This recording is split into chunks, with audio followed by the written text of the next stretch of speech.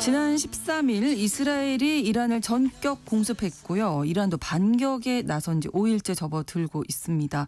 중동의 최대 강국인 이란과 이스라엘의 충돌, 중동의 지정학뿐만 아니라 도널드 트럼프 행정부의 대외 정책 등 국제 정세에도 큰 영향을 미치고 있는데요.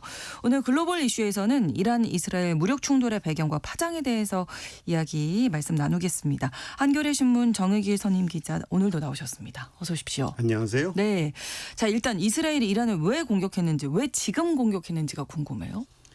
이스라엘은 2000년대 이후 본격화된 이란의 핵 개발이 자신들에게 최대 안보 위협이다 이렇게 주장해왔습니다. 네.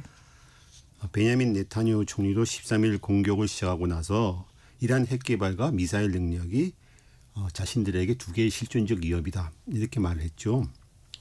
이 때문에 이스라엘은 20년 전부터 이란 핵시설을 폭격을 해가지고 제거해버리겠다는 공언을 해왔습니다. 네.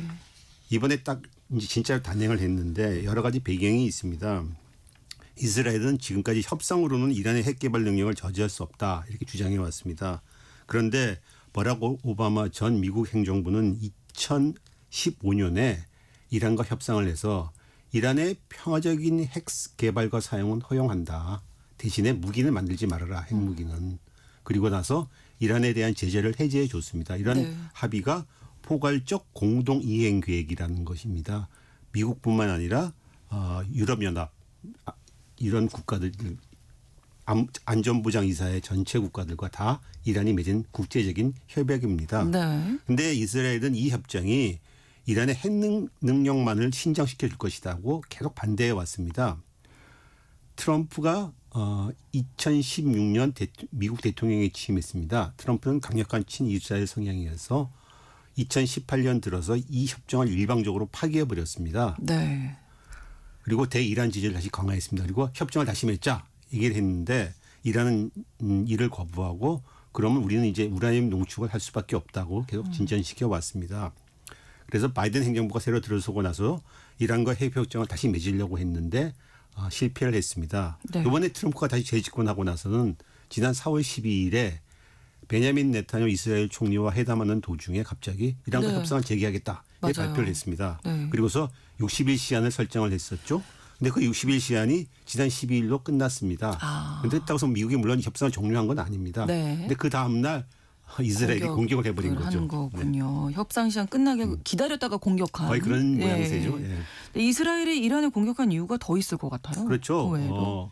이스라엘이 이번에 20년 동안 벼르던 공격을 단행할 수 있던 배경은 가장 큰 이유가 이란과 그 동맹국이 가자전쟁 이후로 심각하게 약화됐기 때문입니다. 네. 가자전쟁 와중에서 이스라엘은 하마스를 약화시키고 네. 레바논의 헤즈볼라를 지도부를 제거해서 무력화시키고 시리아의 아사드 정권은 이 동맹들인 하마스와 헤즈볼라가 약화되니까 그 도움을 못 받으면서 반군에 의해서 무너져 버렸습니다. 네. 또 이스라엘은 지난해 2차례나 이란을 공습해가지고 이란의 방공망 상당 부분을 파괴해 버렸습니다.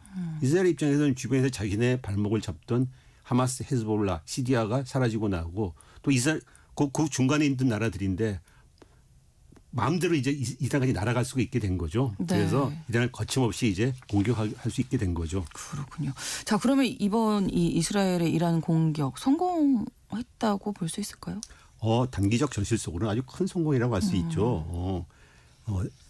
닷새 동안 전투기 미사일 드론 등을 동원해서 이란 군지부 핵시설 등 중요시설 미사일 기지 등 군시설 정유시설 등 경제시설 모두를 갖다 공격했습니다. 네. 특히 이란군 모하메드 바게리 총참모장 최정예인 혁명수비대의 호세인 살라미 사령관 등 최고의 군지관들이 개전 첫날 모두 제거됐습니다. 군지관 한 5명에서 6명 많으면 20명 가까이가 세계 역사상 개전 첫날에 이렇게 군지관들이 제거된 건 아마 처음 있는 일이죠. 게다가 또 나탄즈 우라늄 농축시설, 이스파한 우라늄 전환시설, 포르도 농축시설도 모두 타격을 받았습니다. 나탄즈와 이스파한에 있는 핵시설은 상당한 피해를 보았고 방사능도 내부 노출됐다고 합니다. 네. 또 타브리지 케르만샤 미사일 기지를 비롯해 다수의 방공 드론 기지, 테헤란 및 피란샤르 인근의 혁명 수비대 군사시설 등이 공격을 받아서 기능들이 심각하게 제한됐습니다. 이 때문에 이스라엘은 이란 상공에서 행동의 자유를 얻었다고 호언했습니다. 사실상 이스라엘이 이란에서 제공권을 갖다가 틀어지고 있는 거죠. 네. 또 이란의 돈줄인 정유동 석유 시설도 손상을 받았습니다. 최대 규모의 정유 시설인 샤르레이 정유소 또 최대 가스전인 사우스 파르스 가스전대에 공격받아서 석유 생산이 중단 혹은 차질을 빚고 있습니다. 무엇보다도 이스라엘은 이란 지도부의 누구라도 제거할 수 있다. 그것을 이번에 과시했습니다. 네. 최고 지도자인 알리 하메네이도 제거하려고 했으나 미국이 반대했다는 보도도 있습니다. 물론 이건 이스라엘의 좀 프로파간다의 가능성은 있습니다. 어쨌든 이스라엘은 이번 작전에서 모사드 기관이 미리 잠입해서 군지관의 소식을 정확히 파악하고는 드론 등을 이용해서 정확히 타격해서 암살시켜 버렸습니다. 누구도 할 수 있다 우리는 이제 보여준 거죠. 네. 그러니까 지금 이스라엘의 목표이자 명분은 핵시설, 이란의 핵시설을 완전히 파괴하겠다, 핵개발 못하게 하겠다 그렇습니다. 이런 내용이잖아요. 이게 성공할 수 있을까요? 이란의 핵심 핵개발 시설은 산악지대인 포르도에서 지하 800m에 있는 농축시설입니다. 네. 이는 미국이 보유하고 있는 대형 벙커부스터 폭탄만으로 파괴할 수 있습니다. 또 벙커부스터를 거기까지 옮겨가서 정확히 타격하기 위해서는 B1 폭격기, B2 폭격기 이런 것이 전략적 폭격기가 필요합니다. 이스라엘은 지금 그게 없습니다. 그렇군요. 이스라엘은 15일에 포르도를 공격했다고 하나 피해는 경미한 걸로 알려졌습니다. 미국의 포르도 시설 파괴 작업에 참여해달라고 이스라엘이 계속 요청했는데 거부당했습니다. 설사 미국이 도움을 줘서 포르도 시설을 파괴한다고 해도 네. 이란은 시간이 물론 걸리겠지만은 핵을 다시 개발할 인력이나 국력이 있습니다. 그동안 미국과 이스라엘은 이란 원자력 컴퓨터에 바이러스를 주입하거나 핵과학자를 암살하는 등 수많은 사보타지 공격을 벌였습니다. 그래서 핵 개발을 일시로 저지하기는 했습니다마는 네. 결과적으로는 결국 이란의 핵 개발 의지만을 더 강화시켜주고 핵 개발 노력이 더 커져왔습니다. 미국이 이란 핵시설 불능화나 최고 지도자 제거에 나서지 못하는 것은 부정적인 영향이 있기 때문이죠. 득보다 실이 더 많을 거라고 보는 거예요. 왜냐하면 네. 미국이 이런 일을 저지르게 된다면 이란은 중동 지역 미군이나 또 석유 페르시아만을 봉쇄시켜 버릴 거기 때문에 그렇게 될 경우에는 중동의 확전이 나고 전 세계적인 경제가 감당하기 힘들게 되는 거죠.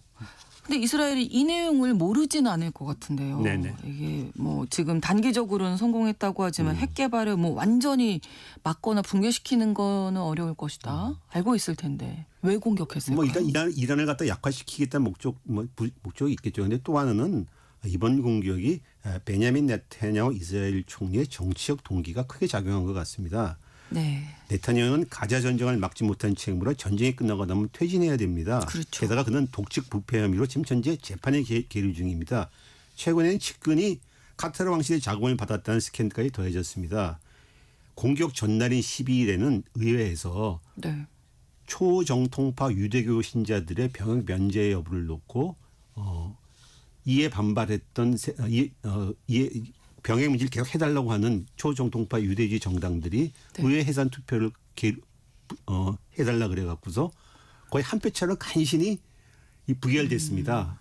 연정이 붕괴될 뻔했다가 살아난 거죠. 네. 이란이 공격하자 그런데 이번에 이란을 공격하자 이제 그의 퇴진 시기나 이런 정치적인 압력, 국제적인 압력들이 다 증발돼 버린 거죠. 네. 네타냐후는 매우 가자 전쟁 이후에 매번 이런 식으로 자신에 대한 정치적 위기를 확전으로 돌파해 왔습니다. 그렇죠.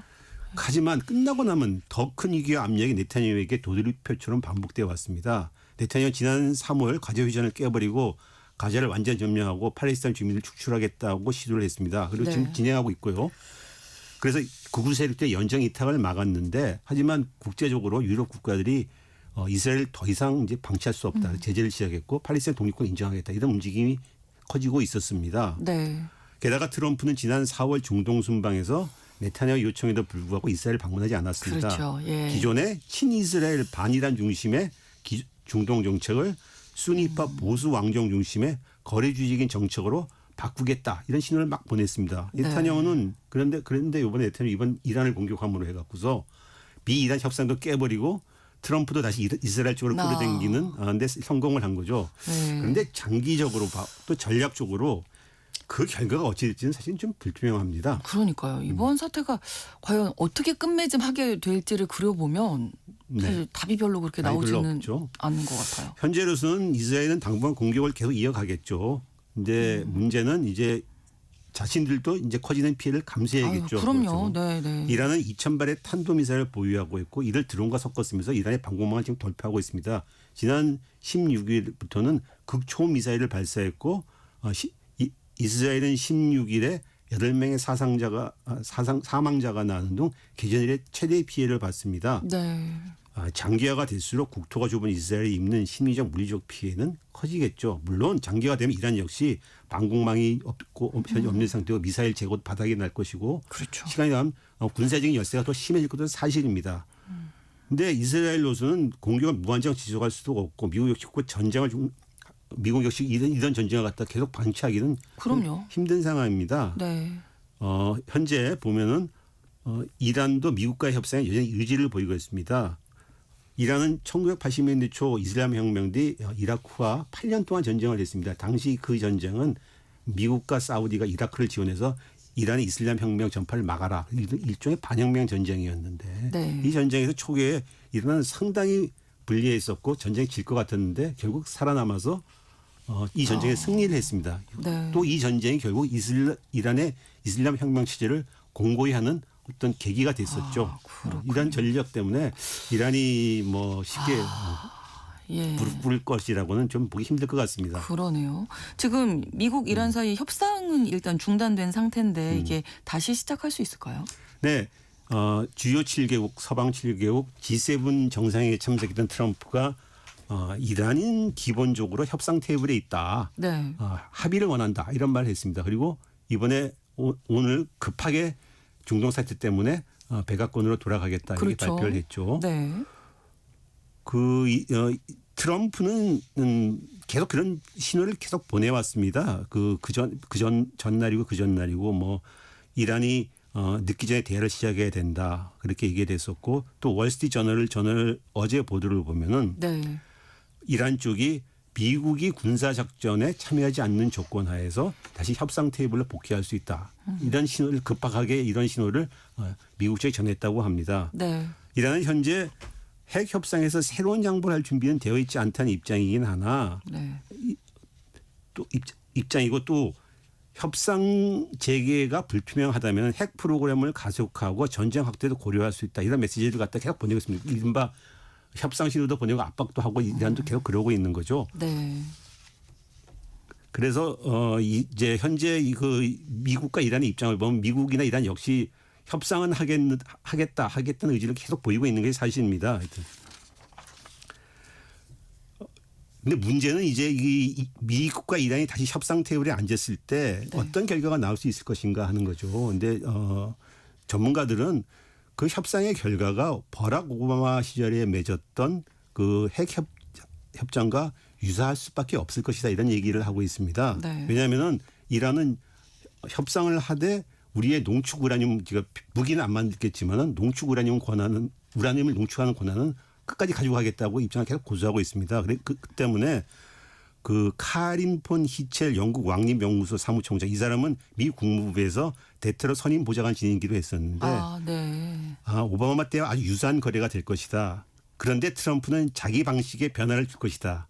그래서 공화당과 이스라엘이 무슨 말을 하더라도 내가 드디어 합의를 이뤄냈고 예교에 성공했다. 이런 식으로 승리를 선언할 것이다. 이렇게 얘기를 하고 있습니다. 그러니까 트럼프로서는 자기가 협상에 성공했다는 게 중요하지 그렇죠. 협상의 내용은 별로 그렇게 중요하지 않기 때문이다. 근데 만약에 협상이 안 된다면 뭐 물론 공격이 간헐적으로 계속되는 위기가 장기화되거나 확전으로 갈 수밖에 없겠죠. 네. 물론 그 결과는 앞서 말한 대로 상당히 파국적일 것이 될 것입니다. 네. 트럼프는 현재 영원한 전쟁을 끝내겠다는 공약을 내걸었는데 네. 이번 사태로 중동에서 전쟁만 더 커진 상태죠. 그렇죠. 또 이 전쟁은 사실 트럼프가 이란과의 협상에서 오락가락한 태도를 보였기 때문에 뭔가 매듭을 짓지 못하고 이 전쟁까지 오게 됐는데 어쨌든 간에 네. 이 위기를 갖다가 협상을 통해서 합의로 만들어낸다면 내가 승리했다, 합의를 만들어냈다 이렇게 얘기를 하겠죠. 그렇죠. 바라고 있을 텐데요. 네. 협상을 좀 이끌어낼 수 있기를. 네. 근데 이란과 이스라엘 지금도 계속되고 있는 이 교전이 미국의 대외 정책이나 다른 뭐 어떤 국제적인 사안에도 분명히 영향을 미칠 것 같습니다. 그렇습니다. 당장 우크라이나 전쟁에 영향을 받고 있습니다. 아, 그렇죠. 볼로도미르 젤렌스키 우크라이나 대통령은 네. 이스라엘의 이란 공격 전에 이미 미국이 자신들에게 배치하려 했던 2만 기의 방공 미사일을 이스라엘 쪽으로 돌려버렸다 이런 얘기를 했습니다. 이 얘기는 무슨 얘기냐면 미국이 이제 전력을 우크라이나 지원이나 이런 데 신경 써서 이스라엘 쪽으로 돌리고 있기 때문에 우크라이나 전쟁이 이제 러시아의 공세 주도로 넘어가게 됐다는 얘기죠. 네. 트럼프는 우크라이나 가자 전쟁을 끝내고 중국과 대결을 하기 위해서 인도 태평양 쪽에 국력을 집중하려고 했는데 네. 이번 중동 확전은 오히려 미국의 중동 수용을 더 깊게 하고 있죠. 영원한 전쟁을 끝내겠다. 새로운 전쟁을 하지 않겠다. 해외 전쟁에서 미국의 개입을 끝내겠다. 그렇죠. 트럼프의 공약은 이제 오히려 또 최악의 결과를 치달을 수 있게 된 상황이죠. 이런 이유로 해서 트럼프가 이번 사태를 무한히 방치할 수는 없을 것입니다. 외신들은 두 가지 길이 있다. 네. 협상하거나 미국이 참전해서 벙커버스터 폭탄을 터뜨리거나 두 가지 항이 있는데 벙커버스터 폭탄을 터뜨린다는 것은 현재로서는 참 어렵죠. 어렵다고 네. 보여집니다. 알겠습니다. 좀 협상으로 끝낼 수 있기를 좀 바라봅니다. 한겨레 신문 정혜기 선임 기자와 함께했습니다. 오늘 고맙습니다. 감사합니다. KBS 라디오 신성원의 오늘 세계는 내일 다시 뵙겠습니다. 고맙습니다.